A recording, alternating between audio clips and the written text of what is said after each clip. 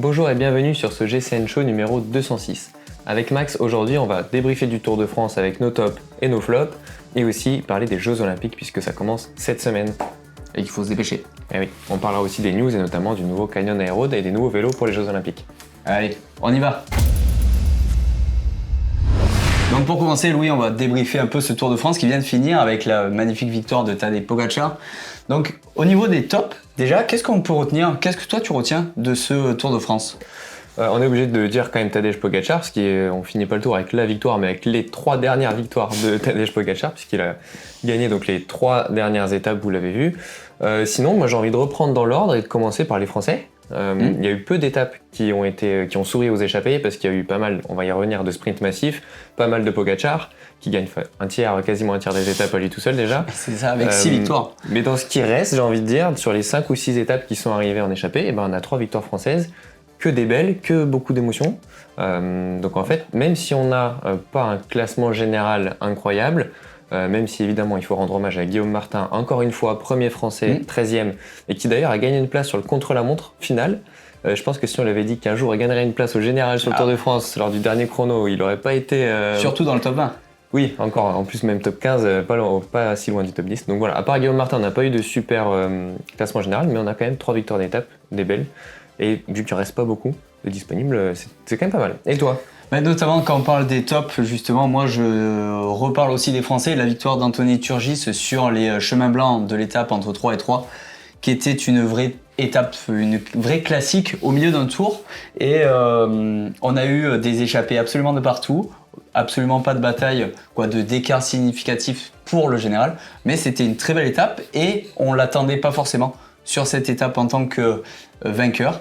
On attendait plus des Christophe Laporte ou même Wout van Aert ou même Mathieu Van Der Poel. Et c'est lui qui a réussi à gagner devant tout le monde. Ça m'a fait plaisir. En deuxième top, tu as attaqué à en parler, les sprinters. Je pense que l'ensemble des sprints du Tour de France, alors même si on a une grosse domination de Binaim Girmay, le coureur d'Intermarché Wanty, et de Jasper Philipsen d'Alpecin de Koninck, qui ont remporté chacun 3 victoires, on a eu 2 autres vainqueurs de sprint avec Mark Cavendish qui bat le record d'Eddy Merckx. Ça c'est un méga top. Sacré top. Très belle histoire, Netflix va se faire régaler, et nous avec du coup. Donc ça c'est pas mal. Et puis Binaim Girmay, maillot vert, premier africain à remporter le maillot vert. Ouais, et puis avec ça, il y a eu la ferveur du public qui s'est emparé de ses victoires et qui l'a poussé encore plus. Ça a été un peu le top découverte, même si en 2022 il avait déjà gagné des courses, notamment sur le Giro. Mais oui, il avait remporté 4 points par point du Giro, mais c'est vrai que le Tour de France a toujours une autre résonance. Et comme à chaque fois qu'il gagne, il marque l'histoire en étant le premier, soit érythréen, soit africain, à faire ce qu'il fait. Ça a toujours encore plus de résonance et ça fait longtemps qu'on parle et qu'on envisage l'émergence du cyclisme africain.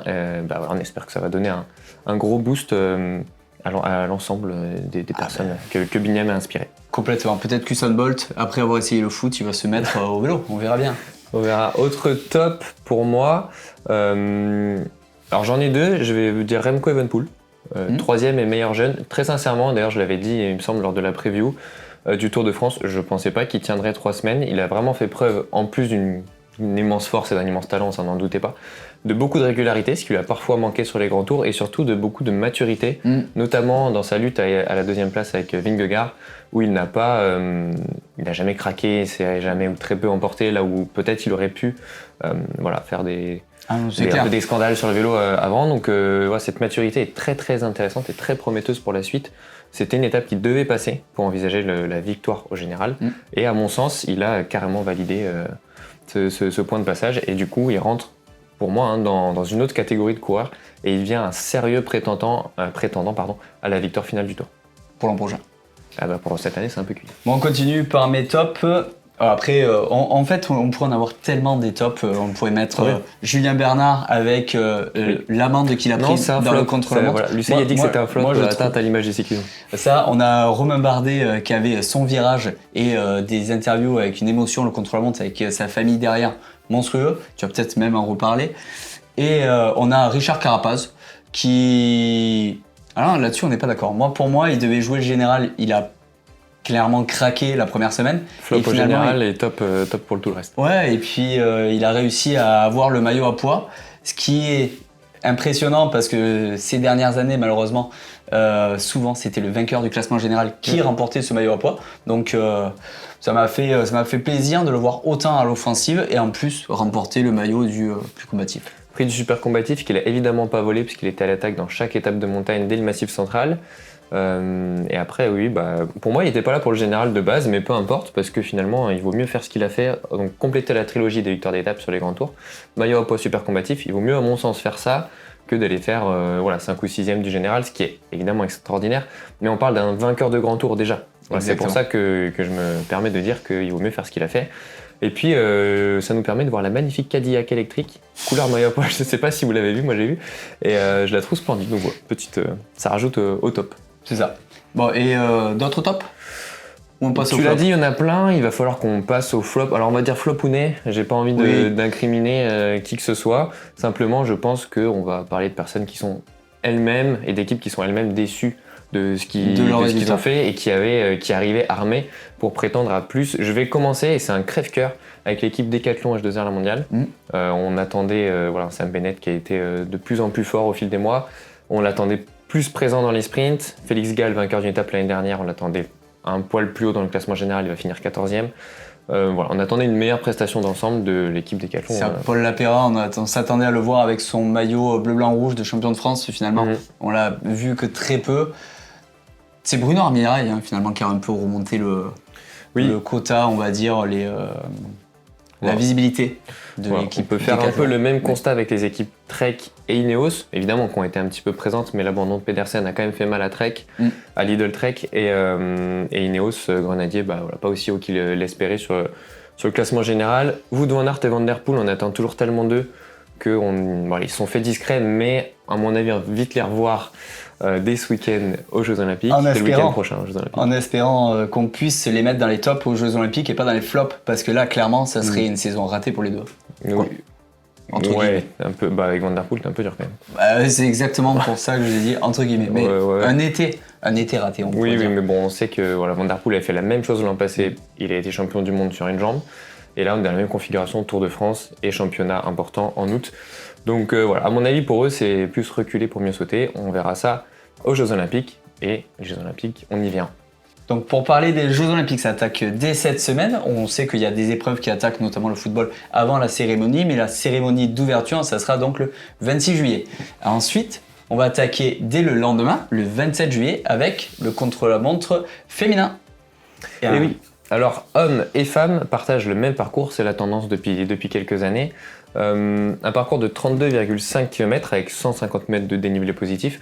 Pas excessivement dur, je pense que ce sera plutôt un parcours pour spécialistes. Oui. Et par contre, qui va être magnifique, parce que c'est tracé... Oui, toi, t'as mis parcours touristique. Oui, parce qu'en fait, le gros avantage de ces Jeux à Paris, c'est qu'ils vont mettre en avant Paris et on va voir que des sites incontournables et ça va être vraiment magnifique. Donc ce sera pas la balade touristique pour eux, je pense que tu as parlé des femmes. Alors il y a quelques absences, notamment celle de Marlène Reusser à cause de blessures.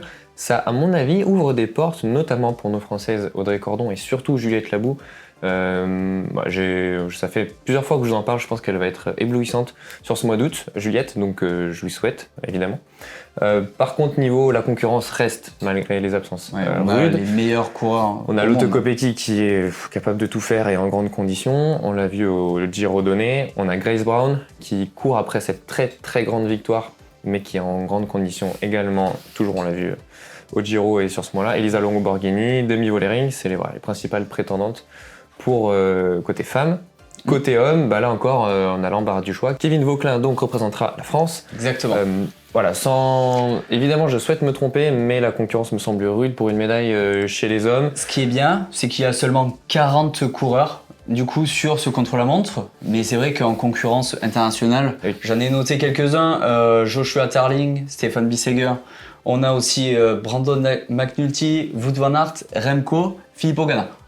Ganna que tu avais oublié quand même. J'avais oublié, mais oui, parce que je l'avais noté dans les épreuves sur piste. Ouais, c'est pour ça. Moi, je verrais bien Remco quand même. Il m'a vraiment impressionné au premier chrono du Tour. Alors, il a montré des signes de fatigue sur le dernier chrono du Tour, mais s'il a récupéré, ça reste mon favori. Avec Tarling peut-être parce que quand même Terling en forme. Terling qui n'a pas fait le Tour de France contrairement deux approches complètement différentes. À Remco, donc ça va être intéressant. On va passer au VTT et au BMX parce que c'est un peu plus prometteur pour les Français. Ouais, VTT XCO, ça va être sur la colline d'Elancourt. Bon, malheureusement, je suis jamais allé, mais ils ont fait un parcours magnifique. C'est une boucle de 5 km qu'ils vont répéter plusieurs fois pour arriver au nombre de minutes sélectionnées, un peu comme en cyclocross finalement. Et là, 28 juillet, à partir de 14h10, ça sera donc les femmes, avec 36 cyclistes au départ, et notamment Pauline Ferrand-Prévôt. Et Loana Lecomte. Et Loana Lecomte, sachant que Pauline avait fait 4e aux derniers Jeux Olympiques, et surtout que c'est sa 4e participation aux Jeux Olympiques. Elle a déjà fait Londres, Rio, Tokyo. Elle a surtout mis beaucoup de choses en place parce qu'à chaque fois c'est évidemment l'objectif sur l'Olympiade et pas avec les résultats qu'elle espère. Et voilà, elle a changé encore une fois pas mal de choses et notamment voilà, l'approche mentale mais aussi peut-être la collaboration avec Loana qui avait été un petit peu délicate à Tokyo et on espère que cette fois elles vont ensemble essayer d'en mettre une des deux sur le podium parce que voilà, elle gagne tout entre les jeux. Il n'y a pas de raison que ça ne matche pas cette fois et s'il y en a qu'un seul à gagner, c'était celui-là, sur tous ceux que tu as cités. Ce sera évidemment celui-là, donc on suivra ça avec attention le 28 juillet et le 29 juillet, place aux hommes, avec côté français Jordan Sarrou et Victor Koretsky qui seront les principales chances de médaille. Des très grosses chances de médaille. Globalement, sur le VTT, c'est quand même une discipline qui, où les Français. C'est presque la route où on a le moins de chances de médaille. Encore que. Mais ouais, donc pour tout le reste, à suivre avec attention. Par contre, évidemment, des garçons comme Tom Pidcock ou Nino Schurter ou Simon Andresen seront là pour leur mener la vie dure. Tom Pidcock qui a abandonné le Tour de France au milieu, à peu près. Donc, on va voir s'il sera en grande forme, mais il fait une sacrée saison en VTT. Oui, champion olympique en titre. Pas de doute qu'il sera prêt. Et après, BMX Freestyle à la Concorde, tu parlais de tourisme, là encore ça va être splendide. Donc c'est sur un skatepark fabriqué exprès pour l'occasion, comme pas mal d'endroits où vont se dérouler les Jeux. Et là, que ce soit le 30 juillet à 13h avec l'épreuve femmes, les qualifications avec Laurie Pérez, qui est une jeune athlète qui est championne de France en titre, qui peut défendre clairement une belle place. Et le lendemain, toujours le 30 juillet, avec Anthony Jean-Jean, qui a des bras à peu près comme ça. Comme 2 fois tes cuisses. Et qui vient de gagner l'épreuve UCI du FIS cette année, et qui avait fait 7e à Tokyo. Oui, qui est la référence mondiale de cette discipline, qui travaille énormément. Clairement la médaille. Bon, il joue le titre, je pense que là, il n'y a pas à tortiller. Il n'y a pas à tortiller. Et d'ailleurs, en parlant de tourniquote, on va passer aux nouveautés de la semaine. Donc dans les nouveautés cette semaine, on l'a vu arriver aussi rapidement que toi, on va dire, le nouveau Aérod. Un peu moins rapidement que les coureurs de l'équipe Alpecin de Koenig ou Canyon SRAM chez les femmes. Le nouveau Canyon Aérod, moi je suis bluffé, mais on va dire que c'est pas objectif. Mais je vous invite à aller voir sur le site les différentes versions, coloris et spécifications. J'ai ouï dire d'ailleurs qu'il est un peu victime de son succès et que certaines versions seraient déjà en rupture. Ouais, jetez-vous sur les autres. Évidemment, on est toujours ravis quand Canyon sort un vélo parce que c'est toujours abouti. En plus, plein d'options, ils gagnent en modularité notamment, donc ça c'est vraiment pas mal. Ceux qui sont actuellement sur Canyon et qui auraient eu des problèmes avec leur poste de pilotage ou leur tige de selle, ça a complètement été revu chez Canyon, donc c'est complètement nouveau, ça fonctionne très bien. Donc voilà, les points négatifs ont disparu, il reste que du positif, que du bonheur. N'hésitez pas à aller voir la vidéo qu'on a fait avec Yo la semaine dernière, si vous voulez plus de détails. Et un autre vélo, mais pour le contre-la-montre cette fois. Qui va encore plus vite. Parce que ça, c'est un vélo de contre-la-montre, c'est le nouveau Pinarello Bolida FTT Bike. C'est le vélo de Filippo Ganna, clairement. Et de Josh Starling. Et bon, là, ils ont clairement un avantage mécanique. Il reprend en fait le Airstream, c'est-à-dire les petites vagues, les petits excroissants sur le tube vertical que Filippo Ganna et Dan Bigham avaient utilisé, enfin Dan Bigham avait inventé et utilisé, et Filippo Ganna a seulement utilisé sur leur vélo, le Pinarello Bolide Track, pour le record de l'heure. Donc voilà, ça s'inspire des nageoires des baleines. Ouais, ça crée des petits vortex, c'est ce que j'avais entendu dire. En tout cas, ça semble être particulièrement rapide et ça reprend l'ensemble des autres technologies Pinarello qui ont fait leur preuve pour le moins. Niveau design, c'est assez agressif. C'est Moi, splendide, c'est me ça plaît qui est pas bien mal, dans le hein. jeu. On a souvent des maillots plutôt blancs, discrets, parce que c'est la règle olympique. Mais du coup, ça se reporte sur les équipements, les casques et on en a parlé, le l'Eurobike, mais aussi sur les vélos. Donc en général, on voit de très belles éditions spéciales. Donc, Et maintenant, si on passait à la statistique de Louis. Oui, forcément, Tour de France oblige. Alors, il y en avait des stats. Il y en avait à chaque ascension, il y en avait chaque jour. Entre ceux qui ont complété la trilogie, ceux qui ont battu des records de victoire d'étape, ceux qui ont juste battu tout le monde. Il fallait choisir. On va quand même revenir sur le doublé de Giro Tour de Tadej Pogačar. C'est le 8e coureur de l'histoire à l'avoir fait après Coppi, Anctil, Merckx, Hinault, Roche, Indurain et Pantani. Ça n'avait pas été fait donc depuis Marco Pantani en 98. Pas sûr que ce soit refait tout de suite. Certains disent qu'ils vont aller faire la Vuelta, faire le triplé. Je crois pas. Il a annoncé lui qu'il voulait être champion du monde. Il l'a dit après en interview que le maillot allait bien à Van Der Poel mais qu'il lui irait mieux à lui. Ah, j'aimerais bien le voir moi sur la Vuelta. Juste pour le panache et s'il ne gagne pas, on le verra aussi avoir des défaillances et être humain finalement. Donc ça pourrait apporter presque un peu d'humanité, voilà. Ce qui me manque malheureusement quand on regarde juste Tadej. Non, après il faut l'an passé, c'est lui qui avait été victime d'une chute et qui a eu sa préparation perturbée. Il a changé énormément de choses cet hiver. Sur le Giro, l'adversité, on en a beaucoup parlé, était un peu plus tranquille que sur le Tour. Sur le Tour, il fait face à Vingegaard qui est pas au niveau, même s'il était à très haut niveau, et ça c'est remarquable. Très très haut niveau. Ça c'est remarquable. Il était alité 15 jours quand même, pas d'entraînement, alité 15 jours. Être à ce niveau-là en juillet, c'est incroyable. Mais non, Tadej à la Vuelta, ce serait trop. Par contre, Tadej champion du monde, ça c'est fort probable. On verra. Là, à mon avis, ce serait le premier à faire le doublé Giro Tour, plus champion du monde la même année. Bon, on revient sur Terre avec l'activité de la semaine. L'activité de la semaine sur le club Strava GCN en français. Et là, c'est Lionel Weimer, je sais pas exactement, qui nous a envoyé son activité. Bon, il est clairement en vacances, parce que c'est un Vosgien qui était en balade entre Agde et Sète et qui a mis comme titre gros mot, ça change des Vosges. Ça parlait évidemment du dénivelé pour 118 mètres de dénivelé sur 58 km. Seul problème, c'est qu'entre Agde et Sète, moi je suis déjà allé rouler là-bas. Et aller à Sète et ne pas monter le Mont Saint-Clair, clairement c'est une erreur. Donc, il y avait du dénivelé à faire dans cette sortie pour avoir un point de vue sur absolument toute la Méditerranée. C'est une belle bosse, Qui clairement, Lionel l'a esquivé. Ouais, non, Lionel, t'exagères. Non, ma grand-mère habite à Agde et en fait, le Mont Saint-Clair, évidemment, il faut le faire. Alors, faire de Agde à Sète, par contre, c'est pas facile. Mais il y a une superbe piste, c'est cyclable. Ouais, mais bon, l'été, c'est plein. Par contre, il faut aller faire le Mont Saint-Clair et après, tu peux aller facilement dans l'arrière-pays. Où là, il y a carrément dans les gorges de l'Hérault, tout ça, c'est magnifique pour les rouler, t'es à la fraîche et il y a un petit peu plus de dénivelé. Voilà, écoute. On en profite, on partage les astuces. Exactement. Bon, c'était tout pour ce GCN Show numéro 206. Dans tous les cas, on vous retrouve très vite pour de prochaines vidéos sur GCN en français. Et notamment sur les Jeux Olympiques. Allez, ciao, ciao. Ciao, ciao.